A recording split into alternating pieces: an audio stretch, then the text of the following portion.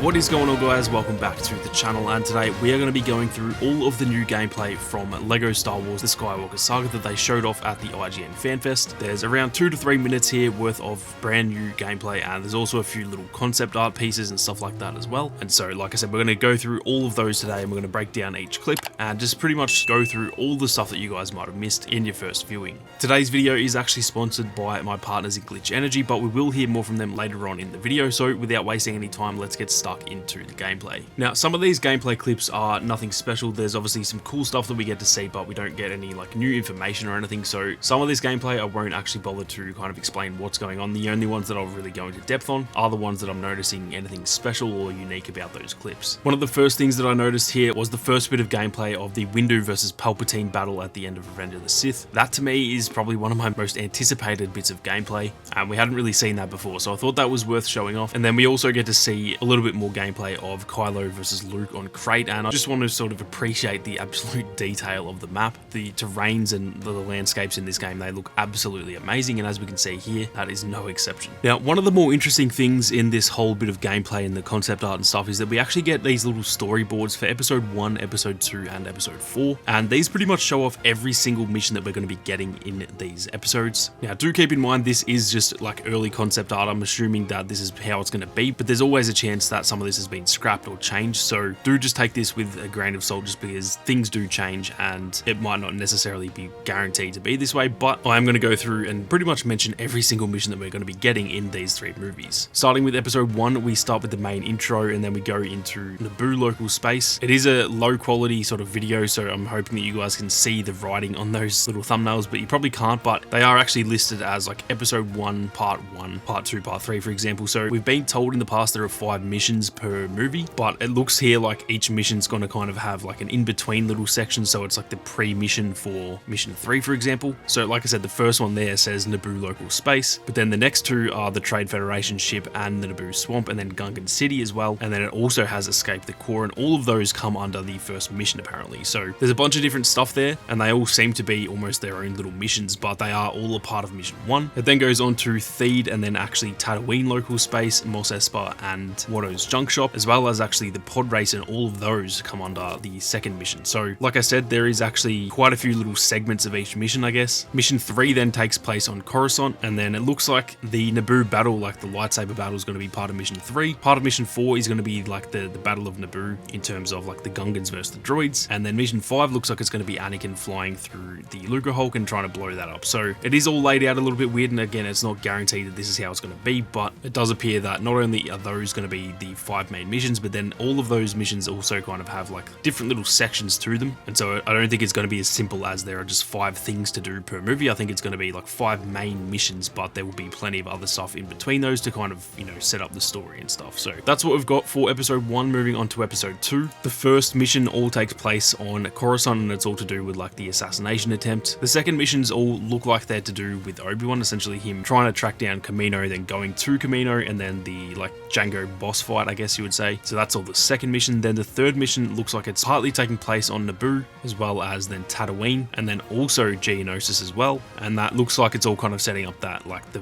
final section of the movie, which all takes place on Geonosis, obviously. And then we get mission 4, which is the like arena battle, the Petranaki arena battle. That is the 4th mission, and then the 5th mission seems to be essentially the battle of Anakin, Obi-Wan, and Yoda versus Count Dooku. So again, those are the 5 missions, at least from what they've shown in the concept art. And again, there seems to be plenty of other little sort of smaller missions or side missions to do with the main story as well. Lastly, for episode 4, it obviously starts off on the Tantive 4. Pretty much the entire first mission looks like it's just taking place on that with, you know, Leia and the droids and stuff. The second mission seems to be all the Tatooine stuff with the droids meeting up with Luke, and then Luke meeting Obi-Wan, and then essentially them meeting Han and Chewie at the cantina. The third mission appears to be the rescue of Princess Leia. The 4th mission appears to be the whole Death Star sequence after that, of them essentially trying to escape the Death Star, and then the 5th mission seems to be the Battle of Yavin. So again, 5 missions there, but they all seem to have those little extra parts, and that is really good to see. I was a little bit worried that, you know, 5 missions wouldn't really be enough, but even though there are those 5 main missions, each mission seems to have the little like build-up parts to it where it's more setting up the story, and then there's like a main, almost like a boss fight, I guess you would say, between each of the